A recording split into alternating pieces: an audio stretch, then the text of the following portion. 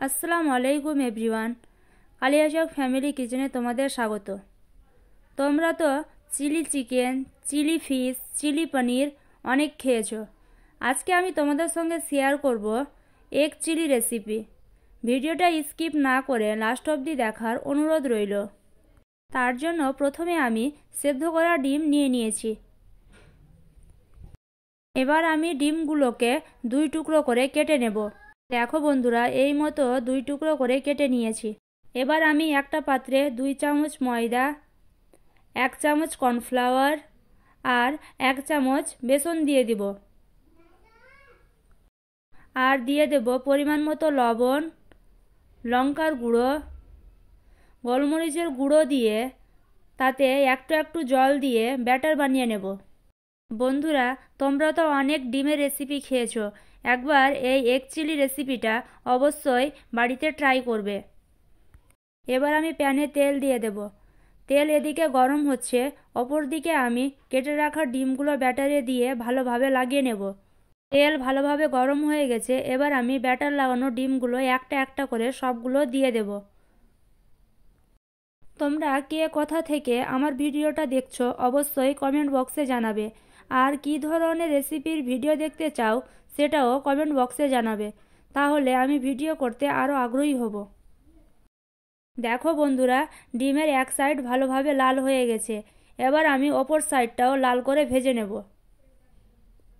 সবগুলো ডিম লাল করে ভাজা হয়ে গেছে, এবার আমি একটা ছাঁকনির সাহায্যে তেল ঝরিয়ে সবগুলো ডিমকে একটা প্লেটে তুলে নেব।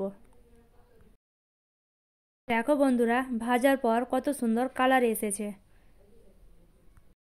এবার আমি ওই তেলে কেটে রাখা পেঁয়াজ কুচি,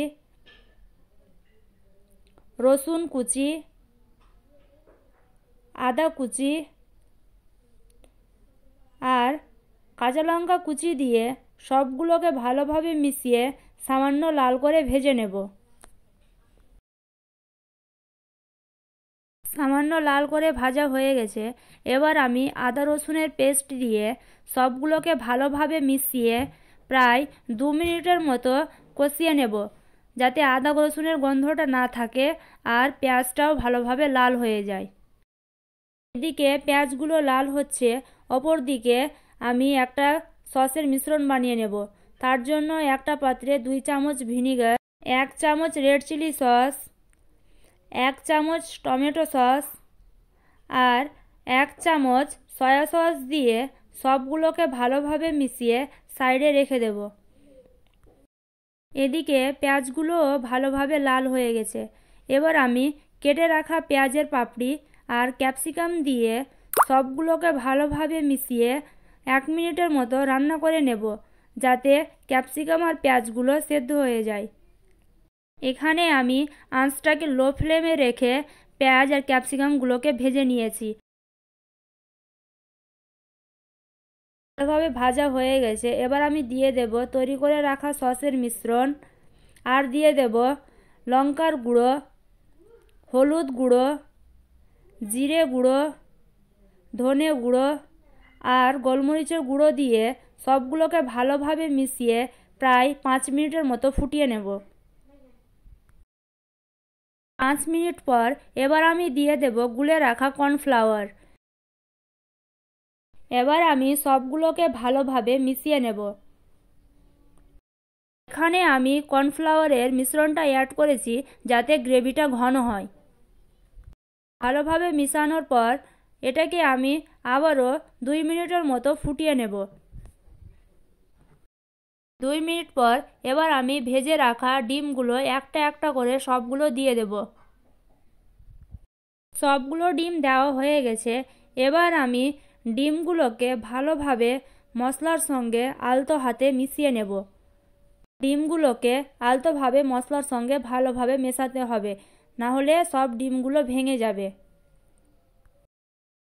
সবগুলো ভালোভাবে মেশানো হয়ে এলে কয়েক সেকেন্ড আবারও রান্না করে নেব। দেখো বন্ধুরা, আমার রান্না প্রায় শেষের দিকে।